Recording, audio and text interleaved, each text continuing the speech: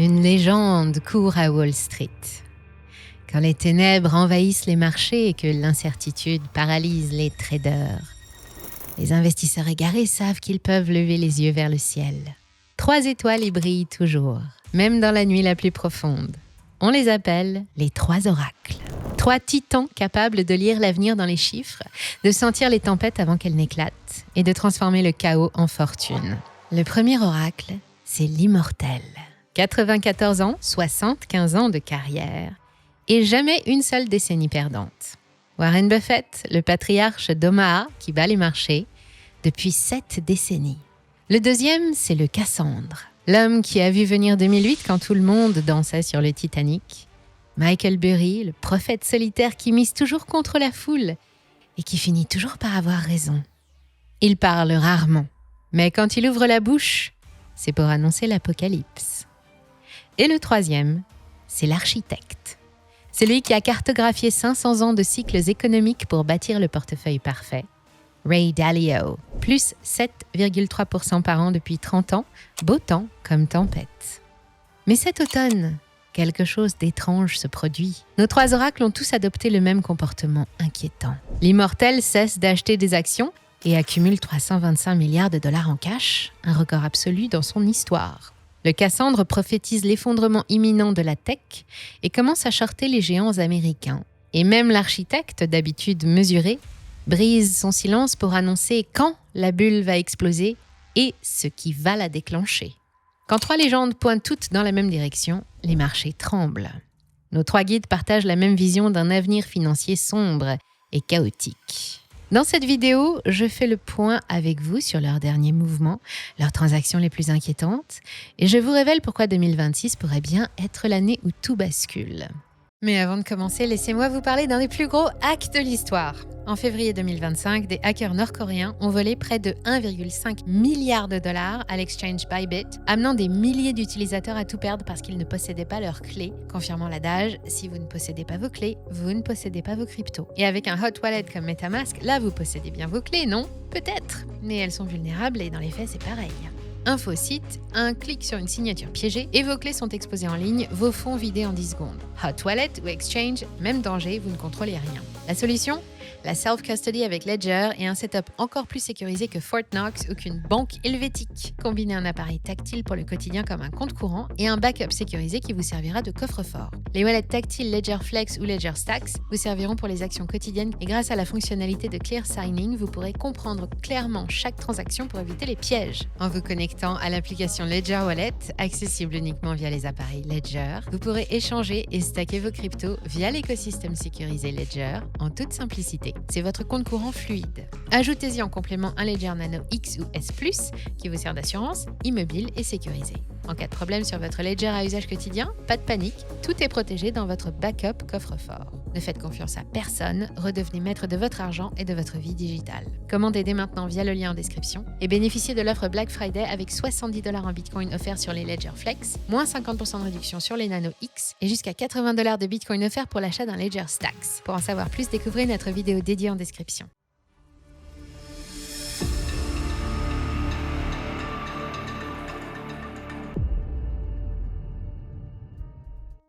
Quand on évolue sur la planète finance, peu de noms résonnent avec autant d'autorité que celui de Warren Buffett.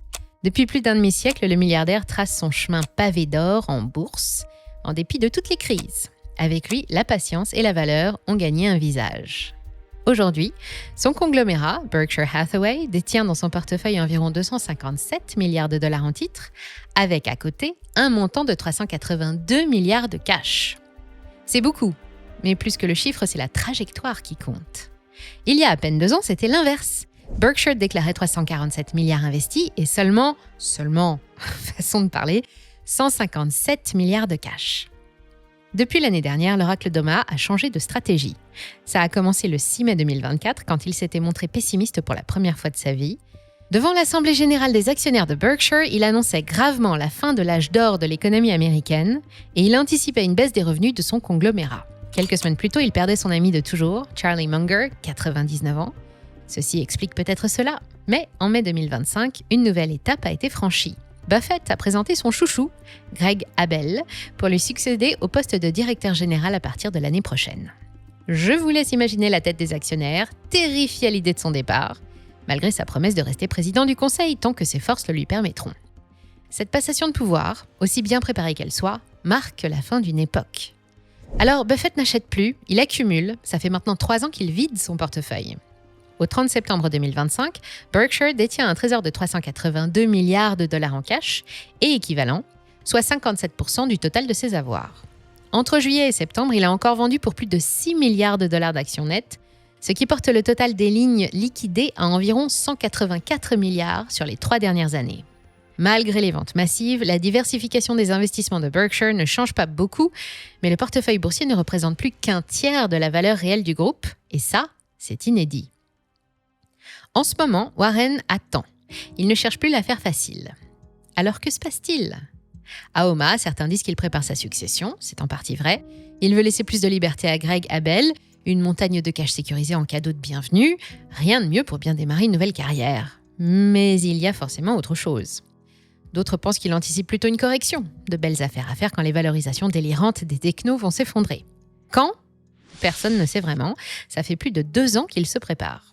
Pendant ce temps, il se contente de comptes à terme et d'obligations à plus de 5% et il rachète ses propres actions. Depuis 2020, Berkshire a racheté pour près de 100 milliards de dollars de ses propres titres. Ça permet de faire travailler la trésorerie, c'est plus avantageux de racheter des titres que de distribuer des dividendes, mais c'est surtout un moyen d'améliorer la rentabilité par action en réduisant la dilution des bénéfices.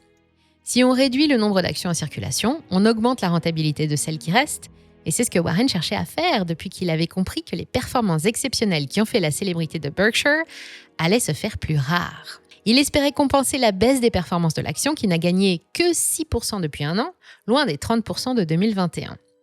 Mais voilà, depuis 5 trimestres consécutifs, Buffett n'a pas racheté une seule action de Berkshire. Pourtant, sa propre méthodologie suggère des rachats lorsque le ratio cours-valeur comptable descend sous 1,4. Actuellement à 1,55, ce ratio indique que même l'oracle d'Omaha juge son propre conglomérat trop cher. D'ailleurs, on vous en parlait déjà il y a quelques semaines. Ce genre d'analyse et d'alerte, c'est exactement ce qu'on fait chaque semaine dans notre newsletter gratuite. Pendant que les marchés dansent sur des valorisations délirantes, on vous aide à rester lucide et à anticiper les retournements. Tous les mardis, récap des marchés, analyse d'actions et décryptage des grandes tendances économiques.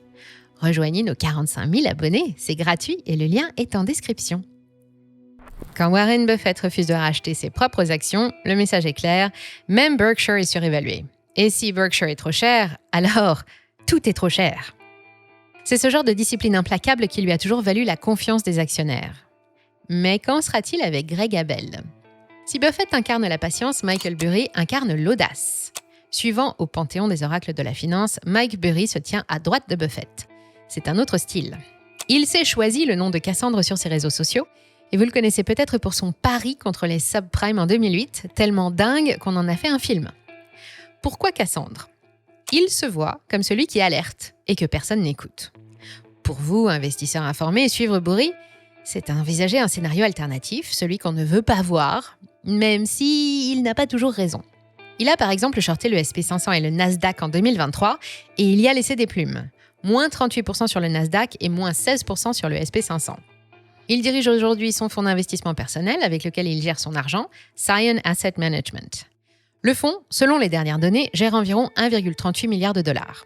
Le 4 novembre, Mike a lancé une offensive en prenant des positions massives à la baisse. On parle d'options de vente pour près d'1,1 milliard de dollars levier inclus, contre les géants de l'intelligence artificielle comme Nvidia Corporation et Palantir Technologies. Comme Warren, Mike anticipe une explosion de la bulle, ou au minimum un sérieux retour de manivelle. Dans le même temps, le fonds a aussi ouvert de nouvelles positions, moins spectaculaires mais tout aussi significatives, des appels sur des sociétés comme Estée Lauder Company, Lululemon Athletica ou encore United Health Group, qui témoignent d'une diversification vers la consommation et la santé, des secteurs plus résilients en cas de crise technologique.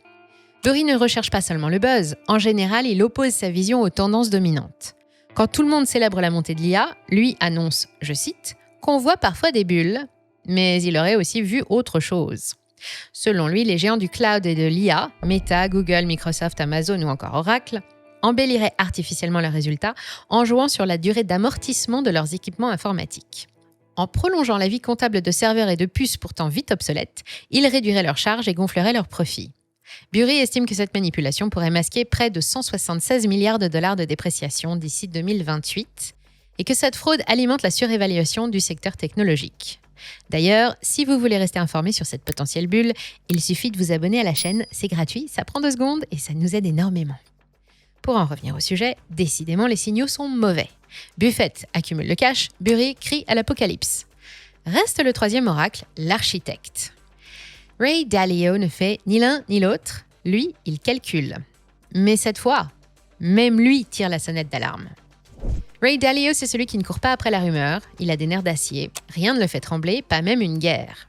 Face à l'immortel qui attend et au Cassandre qui parie, l'architecte continue de construire, méticuleusement et brique par brique. Il répartit ses actifs à travers le monde, investit dans plus de 70 secteurs, mélange actions, obligations, matières premières, devises, en cherchant moins à deviner quelle sera la prochaine humeur du marché qu'à rester solide quand la marée monte et quand elle redescend. En fondant Bridgewater Associates, Ray s'est donné pour mission de créer un portefeuille capable de résister à tous les aléas économiques, inflation, déflation, croissance chaotique ou stagflation. Son fameux portefeuille All Weather repose sur une logique simple, la diversification globale et la gestion des risques plutôt que la recherche du coup d'éclat en bourse. Il est extrêmement diversifié et contient des milliers de valeurs. Il est difficile de suivre tous les mouvements, mais la structure typique de l'All Weather consiste à environ 30% d'actions, 40% d'obligations long terme, 15% d'obligations intermédiaires et 15% de matières premières, dont de l'or. Si ça vous intéresse, 6 ETF peuvent vous permettre d'appliquer la même stratégie que Ray, je vous remets la liste dans les sources. Sur 30 ans, cette stratégie affiche un rendement annualisé d'environ 7% et elle réduit fortement la volatilité. Mais cet automne, pour la première fois, Ray est inquiet et le sujet de son trouble, c'est la Fed, la Banque centrale américaine. Le 5 novembre dernier, il a publié une analyse qu'il a appelée « Stimuler l'économie en plein milieu d'une bulle ». Selon lui, la Fed ferait en ce moment une erreur monumentale. Pour expliquer les choses simplement, tout part de la dette publique. Les États-Unis empruntent toujours massivement, surtout à court terme, pour financer leur déficit. Mais comme il n'y a pas assez d'acheteurs pour toute cette dette, la Fed est obligée d'en acheter elle aussi, autrement dit, elle imprime de l'argent pour financer le gouvernement. Quand la Fed achète des obligations d'État, c'est ce qu'on appelle de quantitative easing, un assouplissement monétaire, et ce faisant, elle injecte de l'argent dans le système monétaire. Les taux d'intérêt réels baissent, les investisseurs ont plus de liquidités, et comme ils doivent bien placer cet argent quelque part, ils achètent des actions, de l'or et de l'immobilier. Les prix montent, mais c'est un effet mécanique parce que les fondamentaux, eux, ne suivent pas. Il n'y a pas plus de richesses créées, ni plus de ressources disponibles, et c'est ce qui fait gonfler une bulle. Dalio souligne que le quantitative easing est normalement utilisé en période de crise, quand les marchés sont au plus bas, l'inflation faible et l'économie en panne, pour relancer la machine avec de l'argent frais. Mais aujourd'hui, la Fed achète alors que tout est déjà en surchauffe. Les actions sont déjà très chères, l'économie américaine tourne bien, l'inflation est au-dessus de la cible et le crédit circule déjà abondamment. C'est comme arroser un feu avec de l'essence. On risque de créer une bulle encore plus grosse. Mais Ray Dalio, c'est un vrai pro, il ne s'arrête pas là. Il nous dit aussi quand la Fed va s'arrêter.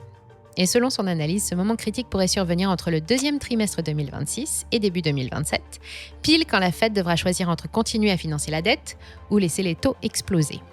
Dès que la Fed devra réduire ses achats de dette ou qu'elle devra remonter ses taux pour calmer l'inflation, quand elle passera du quantitative easing à son inverse, le tightening ou resserrement, voilà quand la bulle éclatera. Évidemment, ça commencera avec le secteur où s'est accumulé le plus d'argent, la tech. Je vous refile le tuyau. Surveillez les décisions de Powell. C'est de là que viendra le signal. Et en attendant, Ray suggère d'augmenter la part de l'or et des métaux précieux jusqu'à 15% de votre patrimoine. Alors si on résume, Buffett attend le crash et conserve ses valeurs antifragiles, Mike Burry attend la chute de Nvidia, et Ray, lui, garde les yeux rivés sur Washington. Pourtant, il y en a qui ne les croient pas. Le PDG de Palantir, Alex Karp, a vivement réagi à la position vendeuse de Mike Burry, estimée à près de 912 millions de dollars.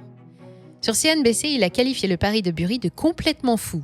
Il l'a accusé de vouloir manipuler le marché et a affirmé qu'il était très motivé à publier de meilleurs résultats pour rendre Mike plus pauvre. On retrouve le même comportement envers les spéculateurs chez Karp que chez Musk quand Tesla a fait l'objet de leurs attentions il y a quelques années. Chez Nvidia, la direction balaye les doutes autour d'une bulle IA. Le PDG, Jensen Huang, présent lors de la dernière conférence GTC, affirme ne pas croire à un scénario comparable à la bulle Internet de 2000. Selon lui, c'est la demande réelle pour les puces IA et les architectures spécialisées qui soutient la croissance exceptionnelle de la firme, dont la valeur a dépassé les 5 000 milliards de dollars. Même si plusieurs analystes et investisseurs institutionnels partagent les inquiétudes de notre trio de légendes sur la spéculation et la valorisation de Nvidia, Huang insiste sur le caractère structurel et durable des investissements, rappelle ses partenaires stratégiques et montre que son carnet de commandes est plein. Entre les deux camps, d'autres acteurs tempèrent. Goldman Sachs ou Morgan Stanley anticipent aussi une possible correction importante, mais ils ne craignent pas de la voir entraîner un effondrement brutal du secteur. Et un tel événement ne devrait pas durer, il s'agit de réajuster les prix de marché aux performances réelles. Mais franchement, quand Buffett, Burry et Dalio pointent tous dans la même direction, ce n'est jamais un hasard. 2026 approche, les 3 oracles ont parlé. Maintenant, à vous de choisir votre camp. Vous êtes plutôt comme les Karp, les Huang et les Musk, et vous pensez que la tech n'en est qu'à ses débuts, ou bien vous auriez tendance à suivre nos chers oracles. Dites-moi tout dans les commentaires, j'ai hâte de vous lire. Mais avant de nous quitter, n'oubliez pas de profiter de l'offre Black Friday de Ledger pour commander votre setup pro et reprendre le contrôle de vos cryptos avec un appareil tactile et un backup sécurisé. Pour en savoir plus, regardez notre vidéo complète sur Ledger.